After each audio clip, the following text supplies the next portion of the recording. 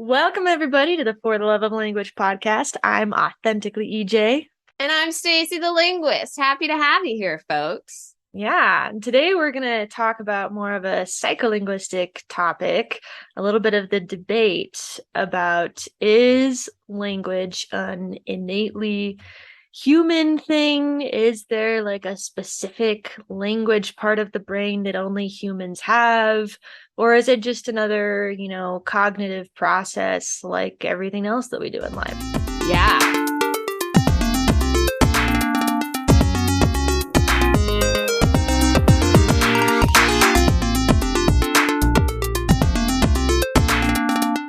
For the record, there's in the birthplace of linguistics back in the 1960s. We'll give a little historical background.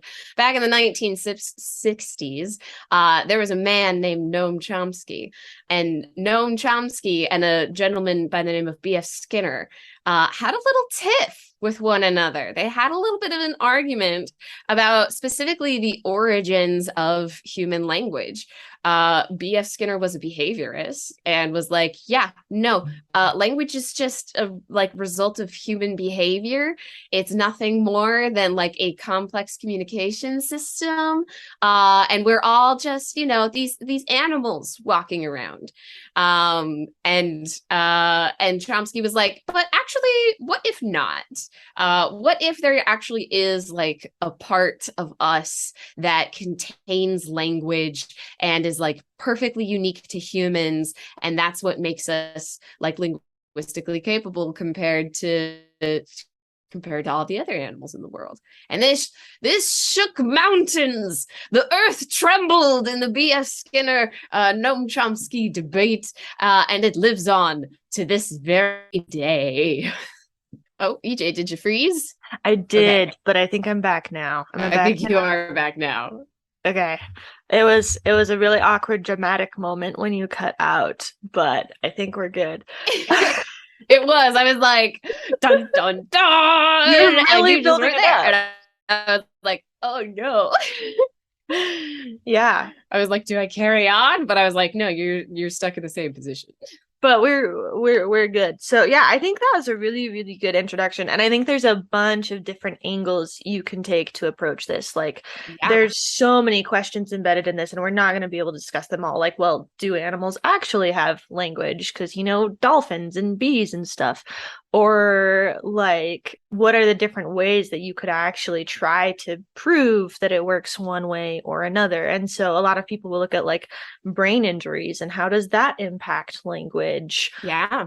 So there's just a lot of different angles you can take in this discussion. There definitely are. And in fact, this semester I'm participating. I say participating. I'm attending these open lectures that the University of Arizona has been doing about biolinguistics. And so our man Chomsky himself participated and gave one of these lectures. It was great to see him. He's still alive and kicking and doing his Chomsky thing. It's crazy to me.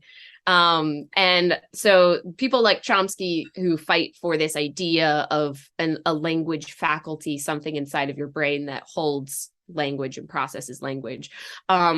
He gives lectures alongside people who are like neurolinguists who look at patterns in the brain and are like, okay, based on, like you said, brain injuries and ways that we find disordered speech and all of these other like neurological fMRI studies, where are we seeing language happening in the brain? What does that mean?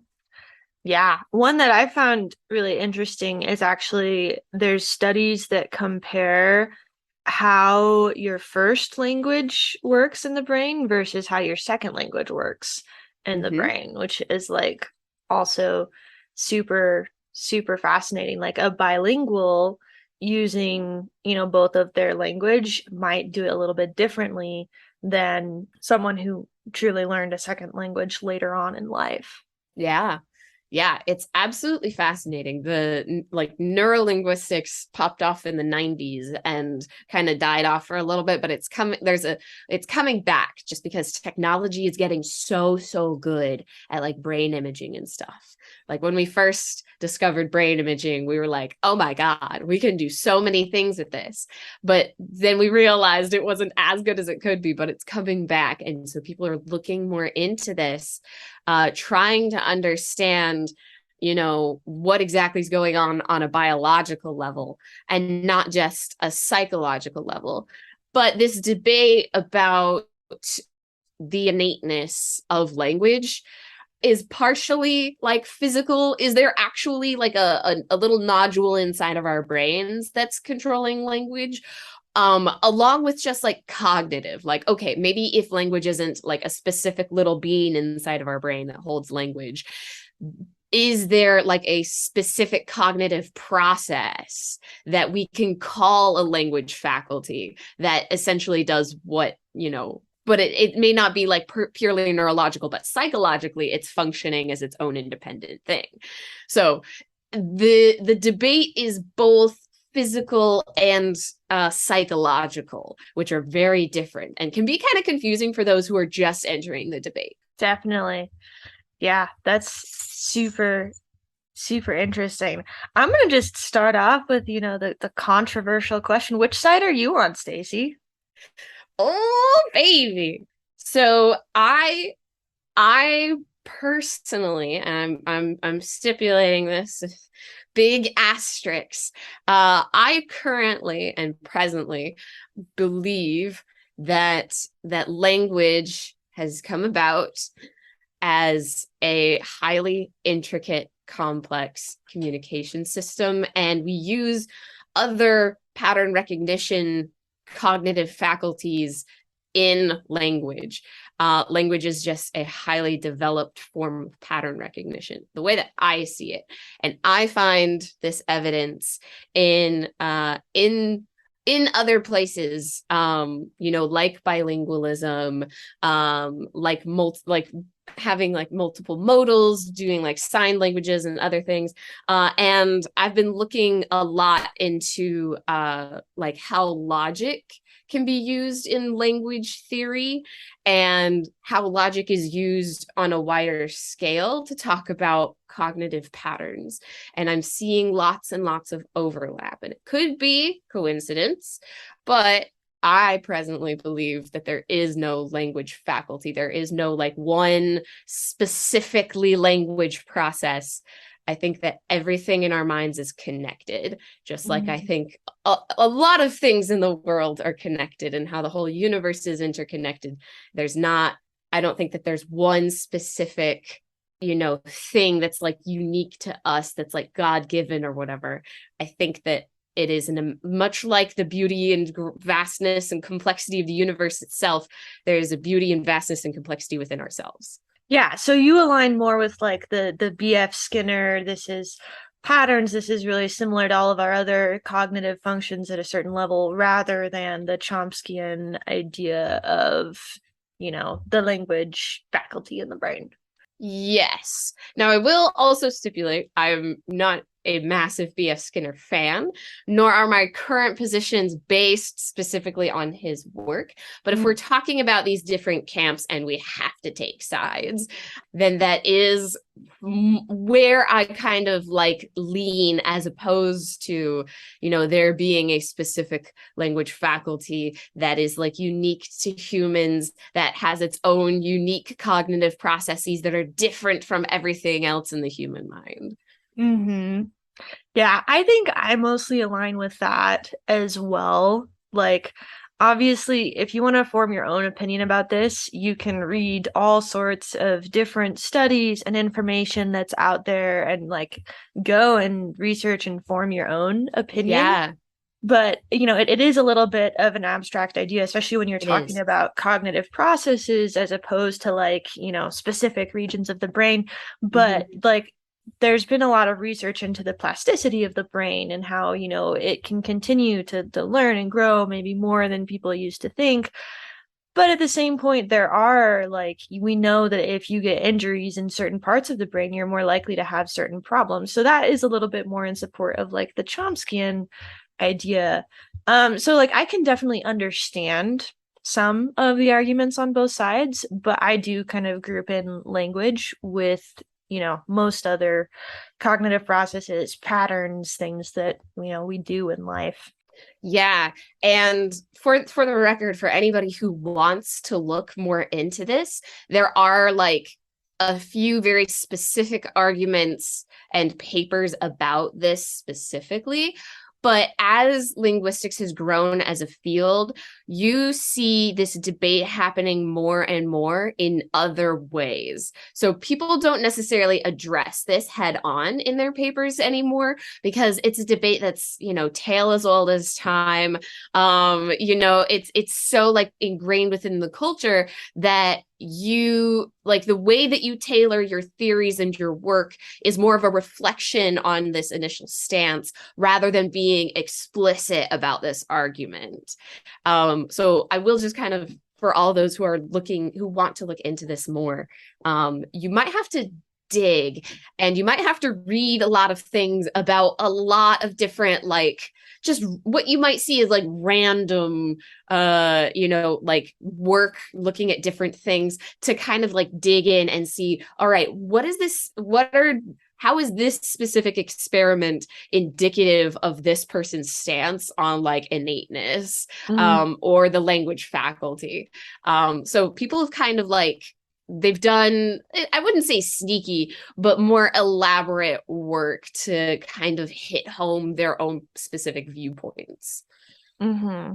It's not as like outright of a debate anymore. Right now, it's like, if you can prove your theories through like experimentation and stuff, then that is better than just debating philosophy, Definitely. Yeah. If you can like have a concrete hypothesis that you can, create a methodology to test and, then that can be reproduced by other people doing their own studies. Like that's the scientific process applied to linguistics. And like there's a lot of the time we don't have perfect answers about all these things because there's a ton of complexity and there's so many factors that are really, really difficult to separate. But maybe let's dive into a little bit. Like if you did want to experiment and study this issue, like what type of experiments have been done or would you be interested in doing? I know for me, like I've mentioned, some of the most interesting ones are like brain injuries and how those impact speech. So like in my psycholinguistics class in college, we talked about how, you can have a bunch of different brain injuries that can lead to aphasia, which is like difficulty with language, being able to speak. There's also alexia, the inability to read, agraphia, the inability to write. Like there's all of these different things that brain injuries can cause. And they're coming up with more. There's like they've discovered so many more. I'll talk more about it in just a sec. Yeah, for sure. But yeah, like the most like the areas of the brain that I think we talked about a good lot were like Broca's and Wernicke's. I don't know if it's Wernicke's, but yeah, like aphasia caused from, damage to those areas of the brain. Yeah. So this is maybe a little bit of an update for you. 2 weeks ago in the biolinguistics lectures, I forget his name. I would have to take a look at my notes. But there has been more work being done on like the neurological side, specifically looking at different areas of the brain. And of course, looking at Broca's area and Guernicke's area have been like hot topics. But lately, they've been finding that it's not just these two areas that hold language. There are a lot more, specifically in like the more prefrontal cortex areas, that fire and are activated and do function when using language. And they have discovered like more nuanced brain injuries where people can be phonologically very sound but syntactically broken. And they've found that happens in different areas where your phonological area can be damaged and your syntax can be fine, and vice versa. So there's a debate on like how modular those things really are. And they were talking about, how these places sort of overlap, but they were also introducing like new areas of the brain that might handle like other specific types of things. Like there's one area that doesn't even have a name yet. It's called B22, I think. And that even has like its own specific like things that it handles. But of course, all these things like overlap, and it's very, very messy, right? There's not much, like everything in life, nothing is black and white or clear cut. Even in the brain, like things overlap and things kind of blend together. But what was interesting about this work is that the person who was doing the work was remaining agnostic about what this means on a theoretical level, and was saying that even though we are seeing all these different areas light up in the brain, there's no one specific area in the brain or, one general location where this is happening. This doesn't disprove the idea of a language faculty, because again, a language faculty, while maybe not purely biological, as a conceptual idea, as like a cognitive idea, not a physical idea, is still a thing. And so like he was very explicit about saying that just because there's neurological data saying this, that doesn't prove or disprove this the theory about the language faculty. Now, was he saying this because Noam Chomsky was there? Maybe. I hope not. Yeah. They're like these two camps are very strong. And when you do like neurological work, you do kind of have to be a little bit agnostic, because people will tell you that this isn't a physical biological thing, this is more of a cognitive thing, rather than pure biology, where pure biology might tell you one story, but that doesn't necessarily mean anything for cognition. And philosophers and psychologists alike will probably agree and say like, yeah, like you can look at the brain all you want, but that doesn't necessarily tell you what's going on cognitively, which is far more speculative. Right. And that's not an entirely new theory or idea. Like even when I was studying these brain areas and their impact on language, I got my bachelor's in 2016, so it's not that long ago, right? Like this wasn't that long ago. But they even then, it wasn't like they were teaching it as like, this is a discrete section of the brain that does this one thing, and then this section of the brain does one thing. Like, no, we've known for a while that there is actually a good amount of flexibility and like multiple regions of the brain being used at the same time for a single thing. And like, if one hemisphere of your brain is damaged, like there's instances where the other side can compensate. Like there is a lot of flexibility there for sure. Yeah, biologically speaking, the human mind is complex and magical, and just I always like to compare it because I always like to compare it to our investigation of the universe. The universe and space is so vast and so broad and ever expanding. And the human mind, I feel, is very similar, where we're still so unsure of what's going on inside our own heads. It's just as mysterious. And for people like me, I feel like it's more mysterious than what's going out in space, Like it's very easy to make a giant telescope and go and look at black holes. Well, I say easy. It's been very difficult, right? It's been very difficult. But like, people could look at the stars and track the planets even like way before they even started thinking about, hey, what's going like how can we do this? How can we do language? Like, right? Like it is a new frontier of sorts within our own heads. And I mean, that's why I find it exciting, but that's a different topic in and of itself. Well, and that's so interesting too, because that's definitely like a very Western biased statement as well. Like you're talking about this in the sense of like universities studying it and stuff. There have actually been people interested in language and learning new languages and traveling for millennia. Yeah. It just hasn't, that we know of, been in the way that we study language now. But like studying language, literature, foreign languages, like like the field more broadly and like the interest in it, I think has actually existed for much longer than that. Oh yeah. Oh yeah. Most definitely. Most definitely. The novel thing that westernization has brought is that is not just an interest in language, but a unique philosophical approach. That's what Noam Chomsky did. He brought a unique philosophical approach, and the encouragement of like looking at this from as scientific of a standpoint as we can. Definitely. It is difficult to like overstate Chomsky's specific impact on the field of linguistics. Yeah. But yeah, interest in like people have always been interested as to like how language has even been for a long time. But we're digressing. We are indeed digressing. So we talked a little bit about like the brain, and let's maybe, you mentioned fMRIs.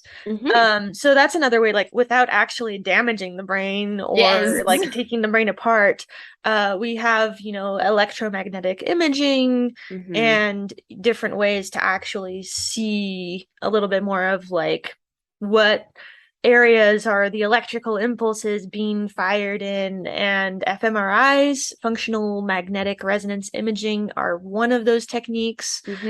But there's actually several different ways now to do that. Yeah, another one, this one doesn't necessarily, this is more used by psycholinguistics, not neurolinguistics. There is like a distinction within the field about psycho versus neural. Psycholinguists will use eye tracking. Eye tracking is super interesting and it's becoming more widespread. But eye tracking essentially lets you know where the person is focusing or what they're focusing on, and sort of like it gives you a look as to what's under the hood when somebody is like listening to speech or processing a sentence. You can kind of see where, because your eyes will kind of like look wherever you're focusing, or so they kind of give you like a window into what's going on, depending on where your gaze is looking in these very like specific experiments. Like you have to set these up in a very specific way, but they can allow you to sort of see how people are processing things. And this like eye tracking has been really great. It also doesn't necessarily fit into like, is there a language faculty or not, right? It's more, that kind of stuff deals more with like, okay, how do people process phonology? How do people read sentences? How do they, process these long things? Right. So it works in a slightly different way. But it is another methodology that psycholinguists have been using to try and model what our brain is doing, not necessarily on a neurological level, but on a more cognitive level. Well, and on like a very practical basis, using a camera and tracking someone's eye motions is going to be much more economical than putting everyone that you want to study through an MRI machine. And that's like, unfortunately, one of the limitations of this kind of research is it does cost money. There's been ads on the freeway near me of like one place offering really low cost MRIs. They're still at $400, right? And if you're doing that for a single person, and in order to like do a really good study and to get like your p-value, to get statistical significance, sorry, I don't know why I spaced on that. That's okay. I got you. I saw where you were going. Thank you. To get statistical significance, you need a big enough pool of people that you're researching. And say you want to do 100 people, and each one of those is now going to cost hundreds, maybe thousands of dollars. If you need to do multiple MRIs and things, suddenly your research is costing a lot. And that's on top of all the like expensive. Right. And that's on top of all the hours and like planning and everything else that needs to go into it. So having, more accessible means, even if it doesn't as directly give us the information that we want, like you always do when you're doing research, you always do need to acknowledge, the shortcomings and like what can you actually deduce from this and what can't you deduce from this. Like you can't draw the conclusion that because someone is looking in a certain direction, they're thinking about a particular thing. Like that would be kind of absurd. Yeah. But there's things that you can pull from that. So those are some things that definitely, like, the brain imaging is going to be more expensive of a study than a lot of the other linguistic studies that are performed, which is definitely a limitation. Yeah, definitely. Before I go back to our original question of how do you test this, I will also say that eye tracking is like much more accessible, even like I hate to say it, but like lower income universities can afford an eye tracker of like the most basic kind and can like do studies with an eye tracker. There's also mouse tracking these days, and mouse tracking is specifically like you set it up on a computer and a person moves their mouse to where they're wanting to go, and as to what they're thinking. And so if you can't afford an eye tracker, a mouse tracker does a pretty comparable job. It has its own limitations, of course, but it does a pretty decent job of getting like an initial idea of what's happening. Now, back to the original question. So we've talked a lot about like the brain and brain imaging and some of the more neurological things that might lead us to like think about if there is a language faculty or not. On the more computational side, a lot of people are developing different computational models of what they think is going on in language, and with the idea being that if we can get like a computational model that like works out, we can kind of see and connect what this computational model might be like to other cognitive functions, or if this is like a specifically unique thing, right? Like if we can use like neural networks to build an accurate computational model, that might tell us that, and if we think that neural networks are a model reflective of human behavior, right, then that might tell us whether or not there is like a language faculty, or if these larger patterns are just like highly sophisticated pattern recognition things, or I'm losing my words now. Or it can help support, or it can help support these claims either in either camp. And there's a lot of work being done on that front as well. Definitely. Yeah. Super, super interesting stuff. So we talked about brain imaging, eye tracking.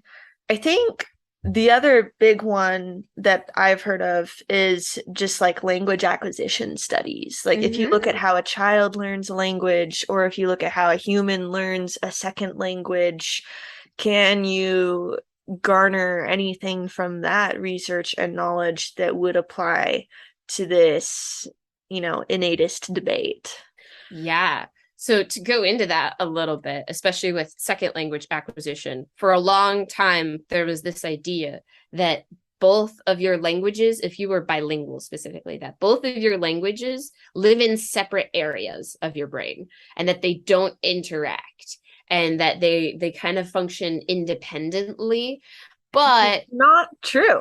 That's not true. That's not true. And anyone who's multilingual will tell you that it's far more fluid. It's far more fluid, and that things seem to be processing like the same way, or like the way you have to switch languages, right? Like there's a bunch of anecdotal evidence and a lot of other acquisition testing that people have done. I can't name some stuff right off the top of my head. Well, for an example, when you have a children learning a language in like a bilingual household, so say one parent speaking one language, the other parent is speaking another language. Yes. When a child starts picking up more words around the age of 2, going on to 3, when they start stringing more words together, there is a tendency for children in bilingual homes to choose the easiest word to say. So like a German English speaking child could say animal, or they could say tear. They're more likely to say tear.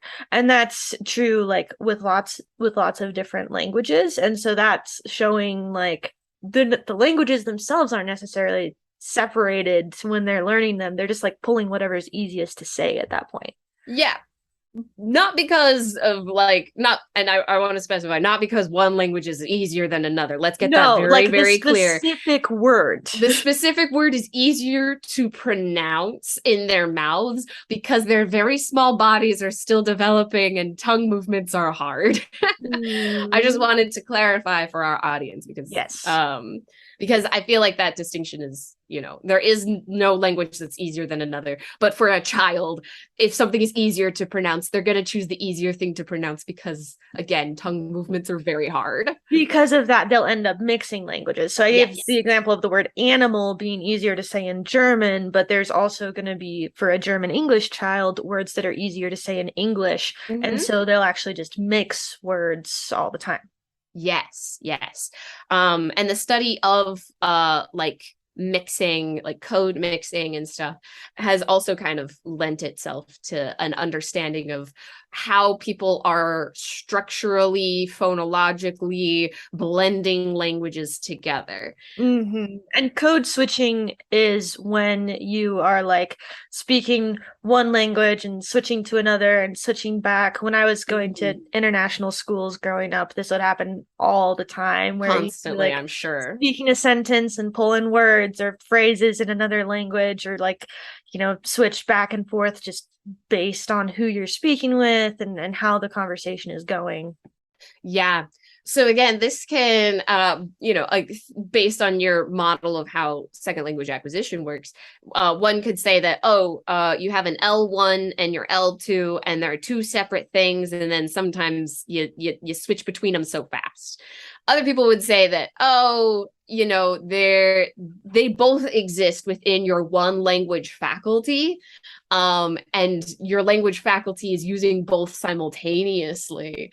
So again, like that can help the debate, but there's always like a counter argument. And I hate to be like the one who's like, there's still proof that there might be a language faculty, because again, we've established that I don't super believe that. But I think it's important to acknowledge that this kind of thing has been really hard to test. It's been really hard to sort out. And there's always going to be like there's going to be different ways to explain it from either side of the camp, and people they find ways to like justify either one.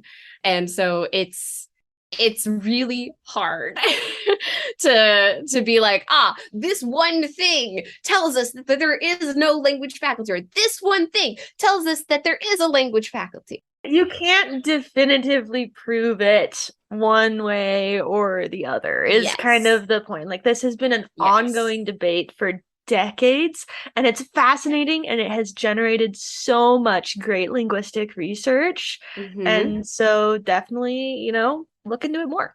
Yeah, absolutely. And for those people who are looking to go into linguistics, and this debate means a lot to you, I will say, because there's no evidence one way or the other, sometimes you just have to pick a camp, pitch your tent there, and do your work. It's one of those things where, you could spend forever in a day working on this and thinking about this, but to get any kind of work done, you kind of have to work under some assumptions, and you have to make some commitments to things. Mm-hmm. And yeah, this is one of those things where like I've had to decide my stance on this, my own personal stance on it. Otherwise, I would get nothing done. Right. You can just like debate these theoretical ideas forever. But it becomes way more interesting and useful once you actually are able to do experiments and apply something. And so, use it as a launching point to, dive into more different things. Yeah. So like neither camp is incorrect, technically speaking. But yeah, to give an example, I'm in it's a class, but it's a bit more of a directed reading, which means I'm just working one-on-one with this professor who works on a very special language program that he has developed called Language Faculty Science.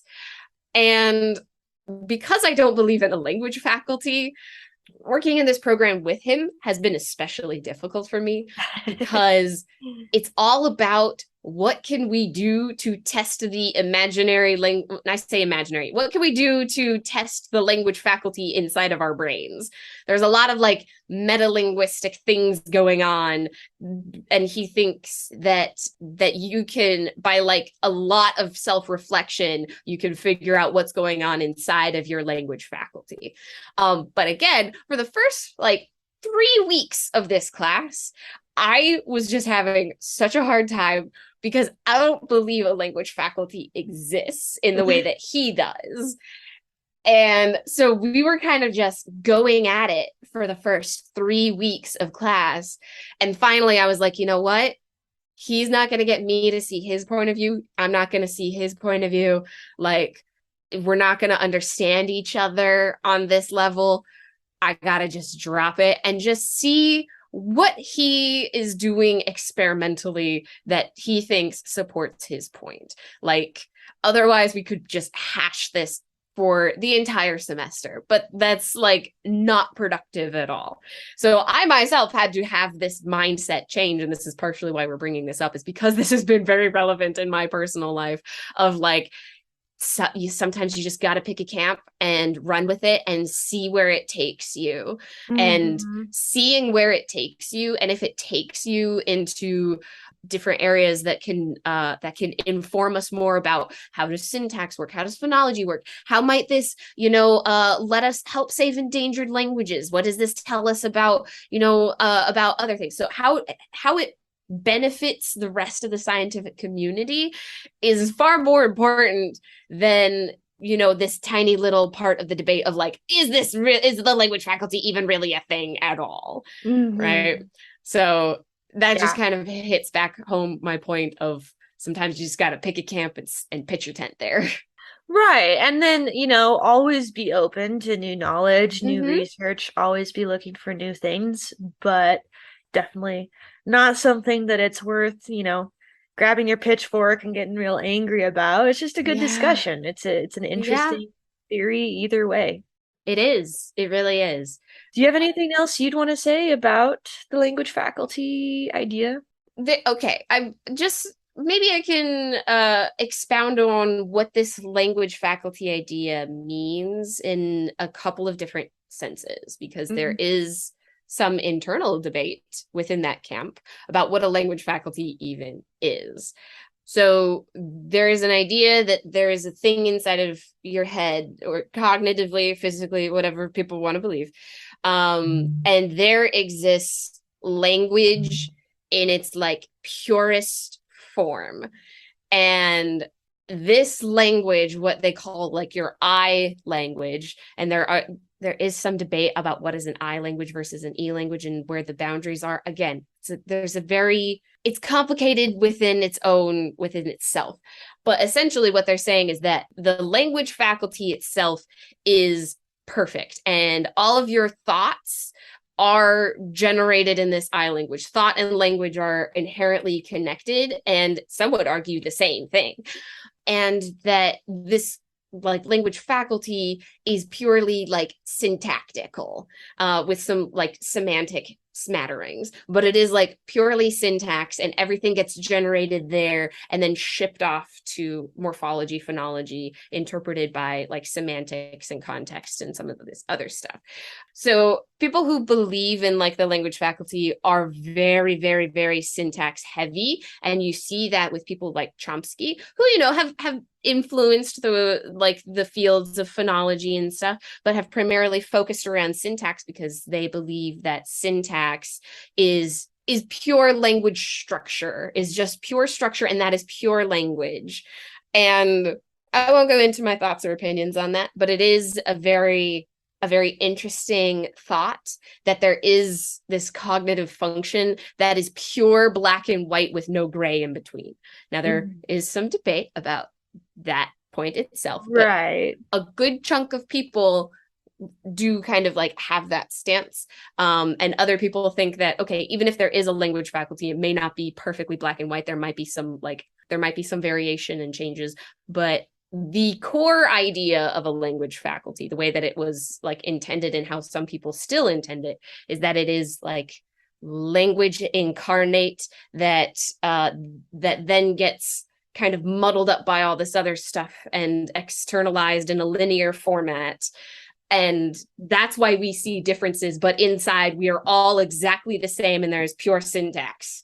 Yeah, that's a super, super, interesting thing to call out. And I think, you could have entire debates on, what does it mean to have a pure language and like what is thought really? Because like, does everyone actually think in language? Like there are some people who claim not to, at least, and are maybe more visual or like emotion based. Like, maybe different people are thinking different ways at different times, right? Like there's so much that goes into that. Yeah. Like there are a lot of people out there who say that they don't have an inner dialogue. They don't think in language. They kind of just like see pictures and stuff. And that's like a very interesting phenomenon in and of itself that us scientists don't know what to do with. Like that's such a hard thing to handle. And especially for linguists and those linguists who think that language is thought and thought is language. If you're thinking in a purely visual like manner, or maybe you have like synesthesia, maybe you think in maybe like concepts map onto like colors or something. Oh, synesthesia is something else we should just talk about at a different time. I would time. love to talk about synesthesia. We can definitely talk about synesthesia. It is so fascinating. But like how does your theory then account for something like that? Like if thought is language and language is thought, what if your thoughts are not in language, Yeah. And I'm sure people have reasoning for this. I know that people have thought about this. I just don't know what their arguments are right off the top. Right. Yeah. No, it is definitely super, super interesting.